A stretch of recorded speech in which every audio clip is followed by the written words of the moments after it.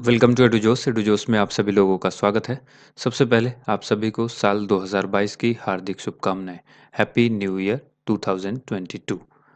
देखिए, नया साल आ गया है। अब आप लोगों को आज तो एंजॉय करने का दिन है, लेकिन इसके बाद आपको रेगुलर पढ़ाई करनी चाहिए, डेली करंट अफेयर्स देखना चाहिए।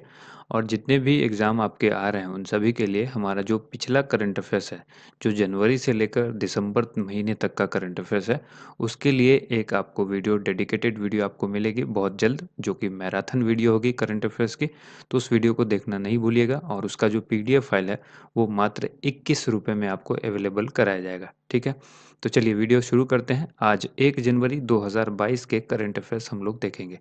सबसे पहले यहाँ पर आपको बताना चाहूँगा, अगर आप चैनल पर नए हैं तो चैनल को सब्सक्राइब करें, बेल आइकन को प्रेस करके इसको एक्टिवेट कर लें, ताकि हर वीडियो का नोटिफिकेशन आपको मिलता रहे। अगर वीडियो पसंद आती है तो इसको लाइक एंड शेयर ज़रूर किया कीजिए। देखिए, शुरुआत करेंगे हमारे डेली मोटिवेशनल कोट से। हासिल होगी मंजिल भी तू तैयारी करके तो देख, आग लगेगी फिर सीने में तू चिंगारी बन के तो देख। तो आप सबको चिंगारी बनना है, और चिंगारी बनाना हमारा यानी एडुजोश का काम है। हमारा एंड्रॉयड एप्लीकेशन भी गूगल प्ले स्टोर पर अवेलेबल है, जिसको आप डाउनलोड करके क्विज़ में पार्टिसिपेट ले सकते हैं और पार्टिसिपेशन कर सकते हैं। इसके अलावा वहाँ पर आपको डेली करंट अफेयर्स का पीडीएफ भी मिल जाता है। गूगल प्ले स्टोर पर जो अवेलेबल है ये, इसका डायरेक्ट लिंक हमने नीचे डिस्क्रिप्शन में दे दिया है, जो कि 5 दिसंबर 2021 को अपडेट हुआ था ये ऐप। और वहाँ पर उस दिन से आपको लगातार क्विज वहाँ पर मिलती है। तो चलिए शुरू करेंगे कल के चिंगारी प्रश्न से।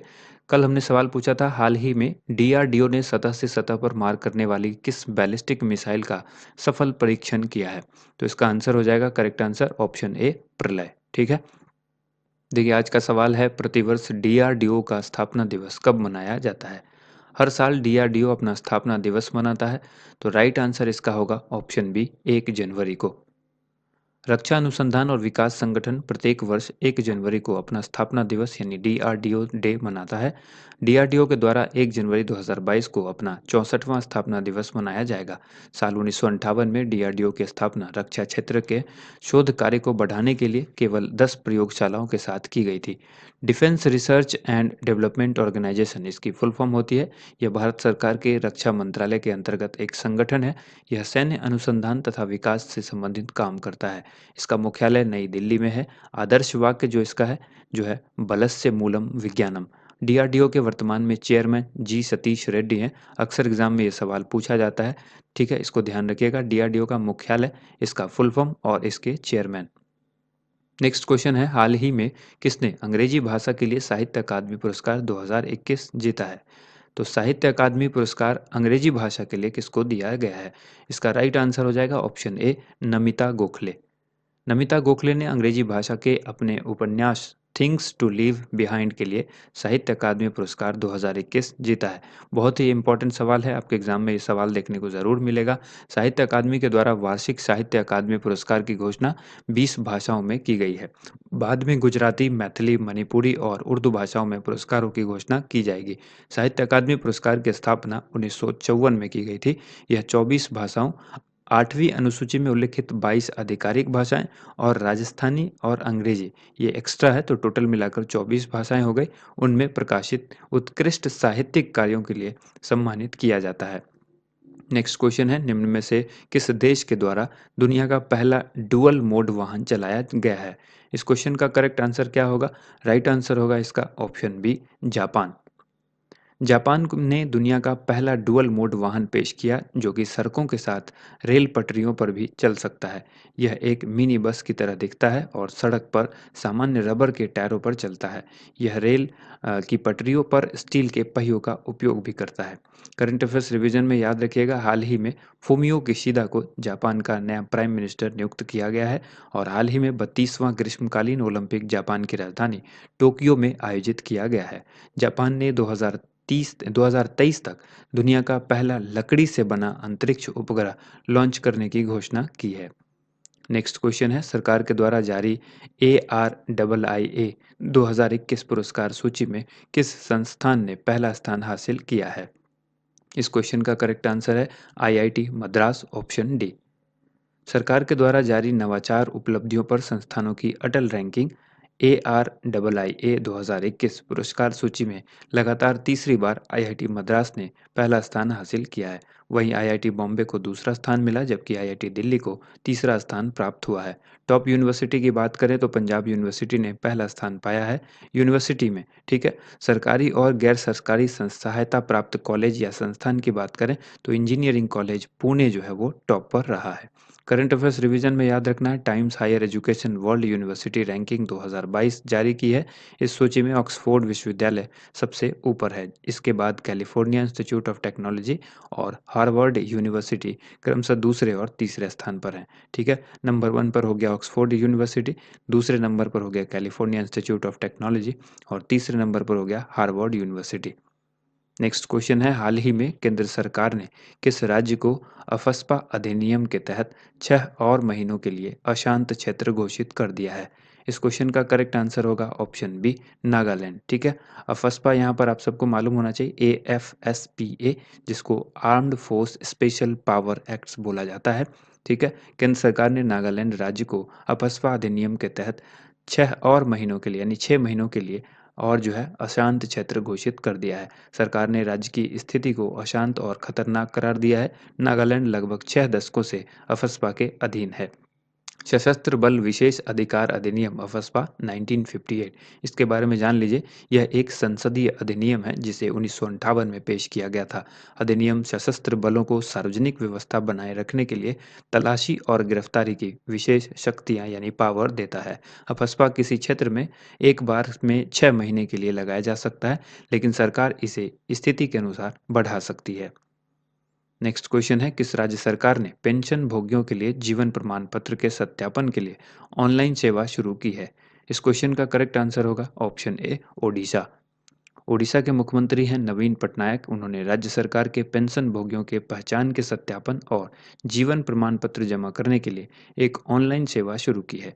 पेंशन भोगियों के लिए इस तरह की डिजिटल सेवा लागू करने वाला ओडिशा देश का पहला राज्य बन गया है। स्टैटिक जीके में याद रखिएगा, कोणार्क का जो सूर्य मंदिर है भारत में ओडिशा राज्य में स्थित है। इस मंदिर का निर्माण राजा नरसिंह देव ने 13वीं शताब्दी में करवाया था। करंट अफेयर्स रिवीजन में याद रखिएगा, ओडिशा की राज्य सरकार ने सड़क दुर्घटनाओं के पहले उत्तरदाताओं को प्रशिक्षित करने के लिए रक्षक नाम से अपनी तरह की पहली सड़क सुरक्षा पहल शुरू की है। नेक्स्ट क्वेश्चन है, हाल ही में अमीर सुबहानी को किस राज्य का मुख्य सचिव नियुक्त किया गया है? फोटो में आप देख रहे हैं अमीर सुबहानी, इनको किस राज्य का मुख्य सचिव नियुक्त किया गया है? काफ़ी इंपॉर्टेंट सवाल है। अगर आप बिहार के किसी एग्जाम में अपेयर हो रहे हैं तो आपको ये सवाल याद रखना होगा, ठीक है। आंसर हो जाएगा बिहार, ऑप्शन बी। बिहार सरकार ने भारतीय प्रशासनिक सेवा के 1987 बैच के अधिकारी अमीर सुबहानी को प्रदेश का नया मुख्य सचिव नियुक्त किया है। वे निवर्तमान मुख्य सचिव त्रिपुरारी शरण की जगह लेंगे। हाल ही में वरिष्ठ आईएएस अधिकारी दुर्गा शंकर मिश्रा को उत्तर प्रदेश का नया मुख्य सचिव नियुक्त किया गया है। हाल ही में आंध्र प्रदेश सरकार ने भारतीय प्रशासनिक सेवा के अधिकारी समीर शर्मा को राज्य का नया मुख्य सचिव नियुक्त किया है। स्टैटिक जीके में याद रखना है, महाबोधि मंदिर बिहार के बोधगया में स्थित है और महाबोधि मंदिर भगवान बुद्ध की ज्ञान प्राप्ति के स्थान पर स्थित है। गौतम बुद्ध को फाल्गु नदी के किनारे पीपल के वृक्ष के नीचे ज्ञान की प्राप्ति हुई थी। नेक्स्ट क्वेश्चन है, किसे जेनेवा में संयुक्त राष्ट्र निरस्त्रीकरण सम्मेलन में भारत के अस्थायी प्रतिनिधि के रूप में नियुक्त किया गया है? इस क्वेश्चन का करेक्ट आंसर होगा ऑप्शन ए, अनुपम रे को। भारतीय विदेश सेवा यानी आईएफएस अधिकारी के 1994 बैच के वरिष्ठ राजनयिक डॉक्टर अनुपम रे को जिनेवा यानी स्विट्जरलैंड में संयुक्त राष्ट्र निरस्त्रीकरण सम्मेलन में भारत का अगला अस्थायी प्रतिनिधि नियुक्त किया गया है। अनुपम रे आईएफएस अधिकारी डॉक्टर पंकज शर्मा का पद संभालेंगे। UN conference on डिसआर्मामेंट CD, CD को संयुक्त राष्ट्र महासभा यानी यूएनजीए के 10वें निरस्त्रीकरण पर विशेष सत्र यानी 1978 के द्वारा अंतर्राष्ट्रीय समुदाय के एकल बहुपक्षीय निरस्त्रीकरण वार्ता मंच के रूप में मान्यता दी गई थी। इसमें जो सदस्य देश हैं वो हैं 65 सदस्य देश। इसका उद्देश्य है हथियार नियंत्रण और निरस्त्रीकरण समझौतों पर बातचीत। नेक्स्ट क्वेश्चन है, डॉक्टर पंकज शर्मा को किस देश में भारत के अगले राजदूत के रूप में नियुक्त किया गया है? इस क्वेश्चन का करेक्ट आंसर है ऑप्शन ए, मैक्सिको। हाल ही में डॉक्टर पंकज शर्मा को मैक्सिको में भारत का अगला राजदूत नियुक्त किया गया है। करंट अफेयर्स रिवीजन में याद रखिएगा, हाल ही में प्रदीप कुमार रावत को चीन में भारत का अगला राजदूत नियुक्त किया गया है। विनय कुमार को म्यांमार में भारत का अगला राजदूत नियुक्त किया गया है। दिनेश के पटनायक को स्पेन में भारत का राजदूत नियुक्त किया गया है। संजय सुधीर को संयुक्त अरब अमीरात में भारत का राजदूत नियुक्त किया गया है, जबकि पवन कपूर को रूस में भारत का नया राजदूत नियुक्त किया गया है। नेक्स्ट क्वेश्चन है, हाल ही में किसे सशस्त्र सीमा बल यानी एसएसबी का महानिदेशक का अतिरिक्त प्रभार सौंपा गया है? इस क्वेश्चन का करेक्ट आंसर है ऑप्शन ए, संजय अरोड़ा। हाल ही में इंडो तिब्बत बॉर्डर पुलिस यानी आईटीबीपी के महानिदेशक संजय अरोड़ा को एसएसबी महानिदेशक का अतिरिक्त प्रभार सौंपा गया है। वह एसएसबी महानिदेशक की नई नियुक्ति अथवा अगले आदेश तक प्रभार संभालेंगे। एसएसबी के प्रमुख राजेश चंद्र 31 दिसंबर को सेवानिवृत्त हो गए हैं। सशस्त्र सीमा बल यानी एसएसबी के बारे में जानिए। एसएसबी भारत की एक सीमा सुरक्षा बल है जो नेपाल और भूटान की सीमा पर तैनात है। इसकी स्थापना 1963 में हुई थी। इसका मुख्यालय नई दिल्ली में है और इसका मोटो क्या है? Service, security and brotherhood. अब बारी है आज के एक्स्ट्रा खुराक की। यहाँ पर 5 सवाल आपसे पूछे जाते हैं। वीडियो को रोक करके इन सभी सवाल का आप आंसर देने का प्रयास कीजिए और फिर हमारे आंसर से मिलान कीजिए। तो चलिए पहला सवाल देखते हैं। वर्तमान में सीआरपीएफ के महानिदेशक कौन है? तो इसका आंसर होगा कुलदीप सिंह। वर्तमान में सीआईएसएफ के महानिदेशक कौन है? आंसर होगा शीलवर्धन सिंह। तीसरा है, वर्तमान में बीएसएफ के महानिदेशक कौन है? पंकज कुमार सिंह। और वर्तमान में एनएसजी के महानिदेशक कौन है? तो आंसर होगा एमए गणपति। जो पांचवा है वो है, वर्तमान में एनडीआरएफ के महानिदेशक कौन है? तो आंसर होगा अतुल करवाल। अब बारी है आज के चिंगारी प्रश्न की, जिसका आंसर आप सभी को कमेंट बॉक्स में लिखना होता है। डेली एक क्वेश्चन आपको लास्ट में, वीडियो के लास्ट में पूछा जाता है चिंगारी प्रश्न के तौर पर।